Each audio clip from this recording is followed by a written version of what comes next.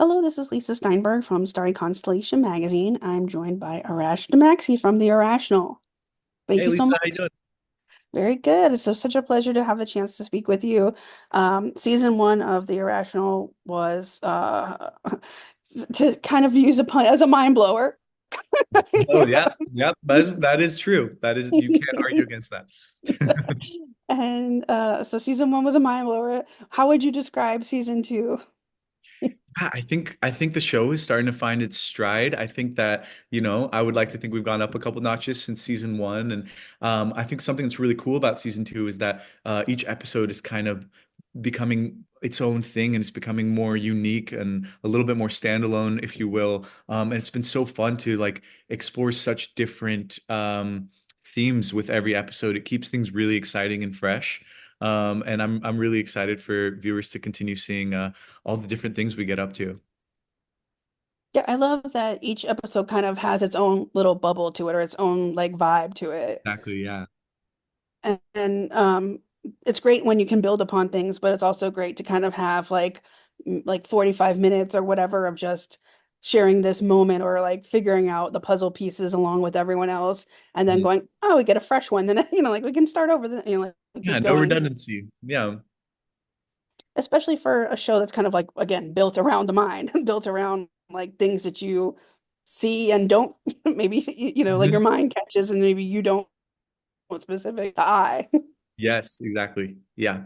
That's it's I think that's like something about our show that makes it unique is that these cases become lessons in the classroom and people can learn something about psychology. And our showrunner Erica says it's not a who done it, but a why done it. And I think that's a really cool way of looking at it. That's kind of, the fun little couple words I use to sum up our show in a nutshell. So there you go. Right. I mean, a lot of the procedural shows, you're like, okay, you're trying to figure out the little pieces of like who did it, and what, all the different like red herrings of those things. Yeah. And with this show, yeah, it's more of the focus on why Yeah. and again the of course like the psychological aspects of those elements, which definitely offers a new perspective to these type of shows. Absolutely. Yeah, it's real. We really explore like why do people make the decisions they make? I think that's really the heart of what we're doing. Well, to go a little bit more in depth, now that in season two, now that your character Rizwan is in the number one spot Mhm. of assistance, um, besides himself, Mhm. his own nerves and insecurities, Mhm. what are some of the most challenging aspects that or are we going to get to see for him this season? Yeah, I think being head RA is a bit daunting. Having joined not too long ago, I think that it's tough for Rizwan at first to kind of manage. And there's a little bit of time where there's no other RA besides Rizwan, so he's kind of got to hold it down by himself. So that can be a daunting task. And his first big responsibility is bringing in the second RA in replacement for Phoebe. And I think that's stressful. I think. It lends to not being so sure of yourself all the time. But something I've noticed with Rizwan is that I think he has what it takes. I think he's got the skills, and maybe he's not aware of that all the time. But he's become head RA, so clearly, he's got the chops he needs to work at WIFA. So I was gonna say, I mean, I was gonna ask if he's gonna build on his self-confidence more because, like you saying, like you say, he has these chops. He certainly knows what he's doing because clearly, he's still employed with Alec. yeah, he's still there. He got Still's the got a one. job. He got number one for, like not just because Phoebe left, but because he's capable, obviously, Mm. of doing it. So, I think for Rizwan, he, as Phoebe says, kind of has to trust a lot more, trust the process, and the psychological aspect of trusting a process of something that you can't control at the same Yeah. time too. Yeah. Yeah, I think that like boost in confidence is a major part of Rizwan's arc in season two. I think that he goes into this second season more seasoned, if you will, if we're doing puns now. So yeah, so I think that definitely helps him, and it's been so cool to see him, get a bit more grounded and a bit more sure of himself. I think that really helps, and I think he needs that. And so, yeah, I think his first big challenge is finding the next RA. And even when he chooses someone, he's still doubting his decision. So we'll see if it was a good one or not. We talk about the new RA Simon.